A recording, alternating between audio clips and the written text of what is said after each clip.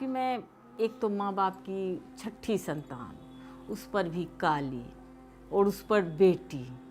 आज से 45, 46, 47 साल पहले किस स्थिति में मुझे लिया गया होगा, किस तरह से, ये अनुमान करने वाली बात है।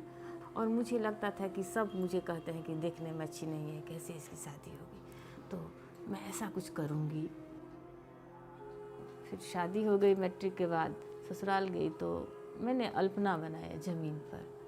तो मेरी सास आई और देख करके बोली, आहा कितना बढ़िया लगता है, जैसे गहना हो। मेरा मन एकदम खुश हो गया कि नहीं अच्छा मैंने बनाया। और मैंने दीदी को भी बनाते हुए देखा था दीवार वगैरह पर, तो खून में तो मेरा था ही। तो फिर मैंने कागज़ पर बनाना शुरू किया उसको। और जब मैं 92 में मधुबनी आई तो एज ए पेंटर मैं यहाँ नहीं थी। मैंने ग्रेजुएशन तब तक कर लिया था और सेवा मिथिला में मैं केस हिस्ट्री राइटर के पोस्ट पे मैं वहाँ काम करने लगी।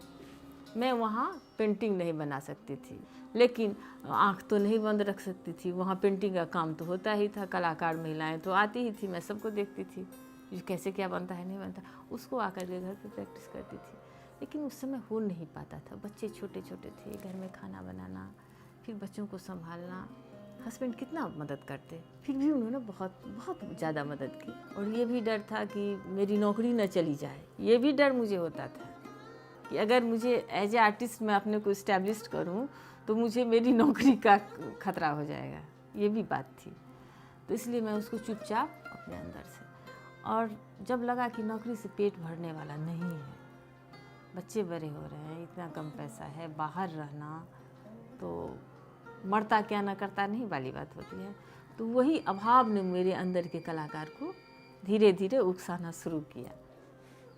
मिथिला आर्ट इंस्टीट्यूट में भी एक अपना उसका है, मतलब सिलेबस है, सेमेस्टर चलता है, मतलब सारा कुछ सिस्टम से है, तो उसमें उसके हिसाब से तो चलाती हूँ। उसके बाद मैं हमेशा उन लोगों को बातचीत भी करती हूँ और कहती हूँ कि अगर कोई भी ट्रेडिशनल पेंटिंग रामायण बनाती हैं, महाभारत बनाती हैं, उसमें कोई गलत चीज़ नहीं दीजिए। अगर पूरी तरह जो बात मालूम है वही बनाइए। अब आप कृष्ण के हाथ में अगर धनुष बाण दे दीजिएगा तो बिल्कुल गलत हो जाएगा। तो कृष्ण को समझिए, राम को समझिए।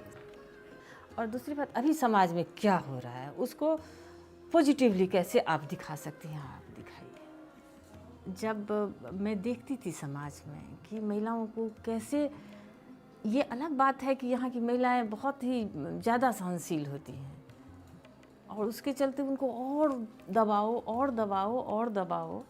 एक सीमा तक ठीक है, एक सीमा तक चल सकता है, लेकिन बहुत ज़्यादा नहीं ठीक होता है। तो मैंने देखा था, मैंने खुद भी अपने साथ देखा था, तो मैं वहीं से आई हूँ, मैं उसी मिथिला की बेटी हूँ। तो मैं कभी भी ऐसा नहीं कि निगेटिव रोज इसको गाली दे दो, उसको ये कर दो, वो दो, नहीं। मेरे पास ये है, मुझे बोलने का एक सशक्त माध्यम है मेरे पास। मैं कर सकती हूँ इसको, मैं लिख सकती हूँ, मैं पेंटिंग बना सकती हूँ, और मैंने यही माध्यम अपनाया। और इसीलिए मेरे पेंटिंग में आप देखिएगा पर्दे को चीरती हुई औरत निकल रही है। और भी जो भी पेंटिंग्स है उसमें मैं यही कारण है कि मैं महिलाओं से संबंधित जो बात मैं समाज से लड़ के नहीं कर सकती हूँ, वो मैं पेंटिंग के माध्यम से उसको दिखाने की कोशिश करती हूँ।